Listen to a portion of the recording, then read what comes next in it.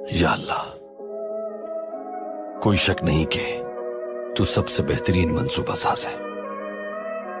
हमारे खिलाफ साजिशों को नाकाम कर दे यार। मेरे मालिक, मुझे दुश्मनों के गलबे से महफूज रख, मुझे ताकत अता कर ताकि मैं तेरे महबूब नबी की उम्मत को मुत्तहिद कर सकूं जो टुकड़ों में बिखर चुकी है। हमें दुश्मनों के शर से बचाने पर तू ही कुदरत रखता है। मदद कर हमारी कि तेरा हुक्म बजा ला सके। हर जगह मशरिक व मगरिब में तेरे ही नाम का चर्चा हो। हमारी मदद फरमा ताकि अज़ान मोहम्मद की गूंज दुनिया के कोने कोने तक सुनाई दे। या रब, मुझे अपनी राह से मत भटकाना।